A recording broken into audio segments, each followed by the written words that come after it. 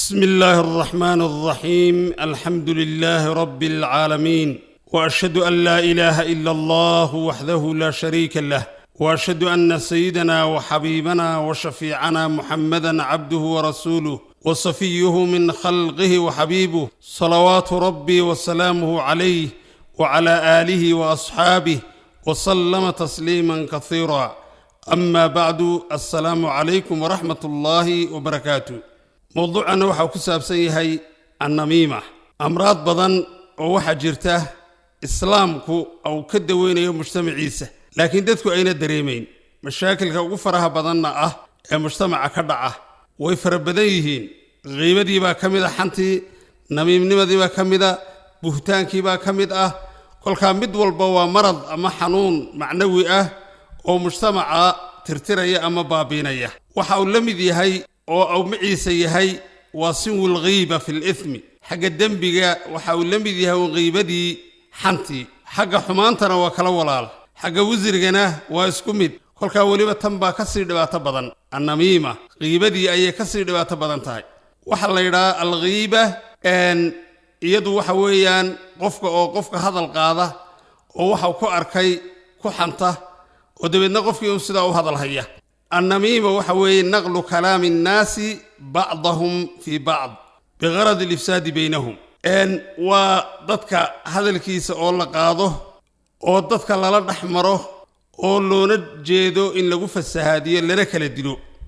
نقل كلام الناس بعضهم في بعض بغرض الإفساد بينهم وضدك قفا وربو قاضيا وركاه وحاوقين يا قفكالي وحانا أدون يا قلبي سينو كوسقيو أو كفس هذه نيدي صافقة هيدي وناكسنيد إنه حمايو قف كاسنة دبدي النسدا أو نحدو دا أورد قد بعد تداسي حكم كيكو حاران وأنا كبائر أي كمتهاي وأي مجتمع دبعت دا يوجينيسو هي مشكلة دا أي تهاي هي حمان تفافيسة هي وناقة ترمية وحاسي أوردن كل الله إيجو يبتدوا مية روي فربضان تاي رسولك عليه الصلاة والسلام لا يدخل الجنة النمام جنة مكلو قف نمامه مقليو كلك الباب كيجي مقليو وحال اسكهر تاجيا وحال لي مجتمع بعد فسهادسي تدونا أكثر ودري لها يسكج على آيات كل دي شيء دبات آيات جيسي جنة ما حد كجليسه قفك وحنا دبيا وناقد ضد كاسيس كهيان وركاس اللوريجيا سيد دقسقي أيا أو يهي بكتيريا دقادي يكل بمير وثري سيد وكل أيا أو يهي أمراض ضائيو وحيابها أيو فافنيا لا يدخل الجنة نمام رواية كلا قطات واسلامي دون حديثك عبد الله بن عباس رضي الله تعالى عنه وارضاه وحاو نور رميا حديثك بخاري أي أو كسوغي هي أن وحاو كورم رسولك عليه الصلاة والسلام تصالها قف النمام كاه إن حتى لقوها يسوى قبرك ولقوا عذاب يو آخر ذي هربين تان لقارين عذاب القبر أو كسعوده وحاو كورم يا وحاو رسولك عليه الصلاة والسلام وحاو صومر لبا قبري لبدا قبر أيو رسولك كورمي وحول لبدن بول عذابي وعذاب القبر وكسعده وحلقوا عذابي وما يعذبان في كبير ان لقوا ما هيستوح وين او مركو ادونك جوغي هذا وينادي لكن مركو ادونك جوغي كما وينين اسغا وحيرو بسيده ايو هيستي تيونو اسكا الالين كريو wax weyno maxaan ku raahdaa ku adag ma ahayn waa uu ka fogaan karayay dabna waxa lagu haystaa labadiiba rasuulku oo ka warbixiyay kaleey salaatu wasalaam waxa uu rasuulku yiri mid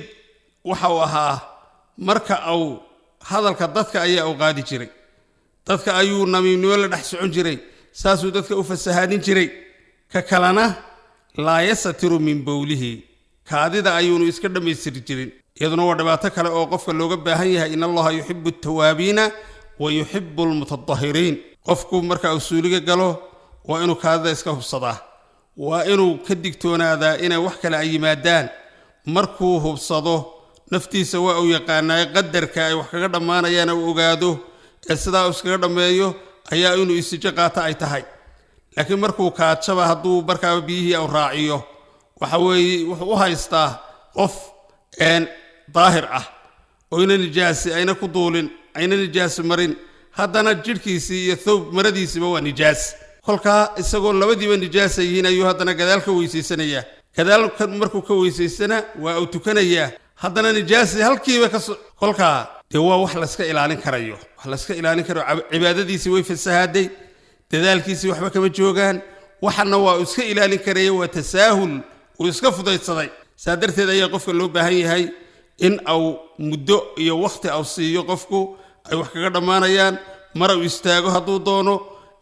waxa yaana au sidoo u dadaali kara uu dadaalo markuu ogaado inaan wax dambe inay imanayn waa inuu markaasi ayuu sameeynaya al-istinjaa taas adeedna cibaadadiisii ay ku badbaadaysaa cibaadadiina cibaado ay ku noqonaysaa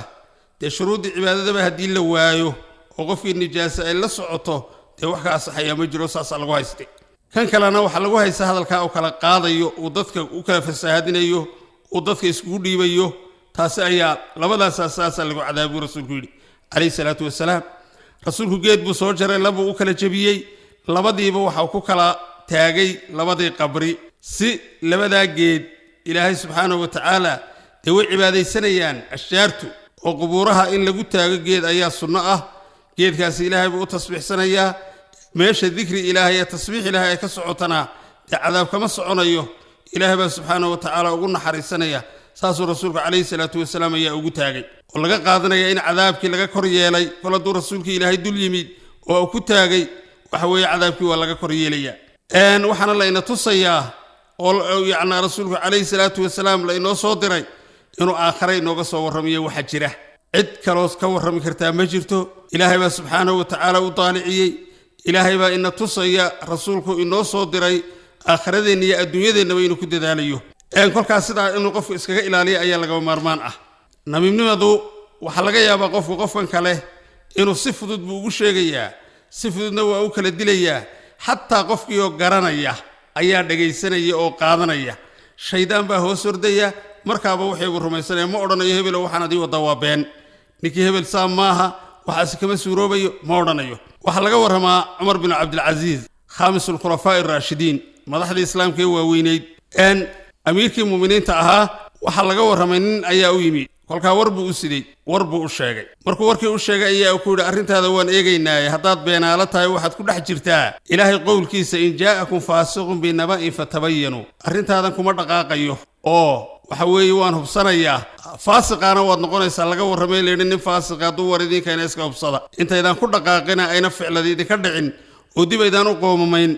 iska hubsada wuxuu yiri hadaan doonana waan ku cafiyeynaa kolkaasuu yiri al-afwa ya amiir al-mu'miniina la a'uudu ilayhi abada amiirkii mas'uulkii muuminiintow dib ugu noqon maaye hadal xun baan ku sideeyay waan afi buu yiri afkaasan qaatiba u yiri namiimnimada waxa mashaakilkeega kamid ah marka dadka mas'uuliyiinta ah warka loo sii geeyo qof walba mas'uul buu yahay xil buu hayaa haddana kolka loo sii geeyo waxa ka sii daran markuu haddana sii dhageysto waxa ka sii daran marka haddana wixii uu ka buuxiyo kii kale fasaadkii baa sii weynaanaya kolkaas saas iskaga daweyn jireen dadka islaamku qofka warka u sida ayay isaga laftiisa ayaa la qaban jiray oo laga nixin jiray oo la oran jiray waxaad la ordaysaa waa beentana haddaad ka tagi weydo ninkii hebel baanu yeedhaynaa waxaad ka sheegaysana waa uu sheegaya saasa lagu daweyn jiray inuu qofku iska ilaaliyo weeyo waa sifo xun adduunkiisa bay dilaysaa aakhiradiisa bay dilaysaa cadaab buu ku mudanayaa qabriga waa ka aan arkayno rasuulku inoo warramay alayhi salaatu wasalaam allah inaga ilaaliyo subhanahu wa ta'ala sifaadka xun oo dhan akhlaaqda iyo makaarimul islaamkana ilaahay subhanahu wa ta'ala inoogu deeqo wabillahi tawfiiq wasalaamu alaykum wa rahmatullahi wa barakatuh